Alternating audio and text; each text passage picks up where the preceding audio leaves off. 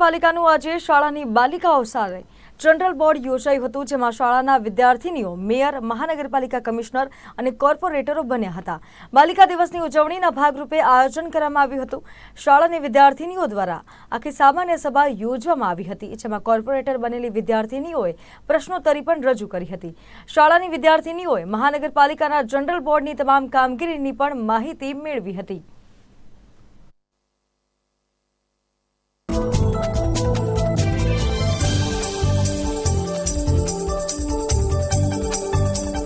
આજે હું કમિશનર બની છું એક દિવસ માટે। પ્રથમ જ વખત ઇતિહાસમાં આવો કોઈ કાર્યક્રમ કરવામાં આવ્યો છે, જેમાં એક દિવસ માટે મેયર, ડેપ્યુટી મેયર, કમિશનર વગેરેની પોસ્ટ છે એમના માટે દીકરીઓને આપણે ચાન્સ આપવામાં આવ્યો છે।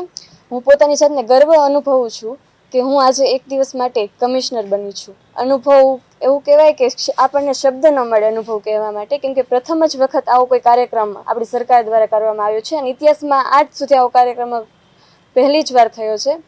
માટે હું મારી જાતને ખૂબ ગર્વ અનુભવું છું કે કમિશનર તરીકે હું આજે ફરજ બજાવી રહી છું એક દિવસ માટે।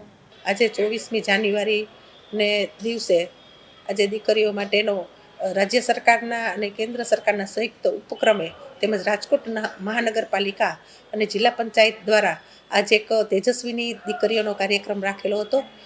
આ દીકરીઓ જે મેયર, ડેપ્યુટી મેયર, કમિશનર અને પદાધિકારીઓ જનરલ બોર્ડ કેમ ચલાવવું તેના માટેનું એક પૂર્વ આયોજન કરી અને પ્રશ્નોત્તરી, જનરલ બોર્ડ ચલાવવા માટેના પોતાના નિયમો અને વંદે માતરમના ગાન સાથે આજે જનરલ બોર્ડની અંદર દીકરીઓએ સ્વયં પોતે તેજસ્વીની બની અને જનરલ બોર્ડ ચલાવ્યું।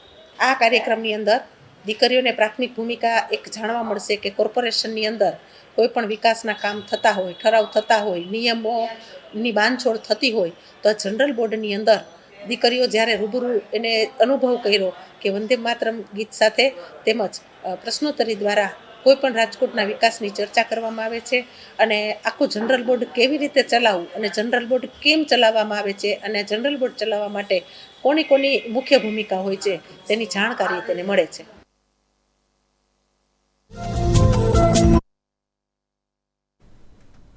રાજકોટમાં આજે જીઆઈડીસી વિસ્તારમાં ચડ્ડી બનિયાનધારી ગેંગનો તરખાટ સામે આવ્યો છે।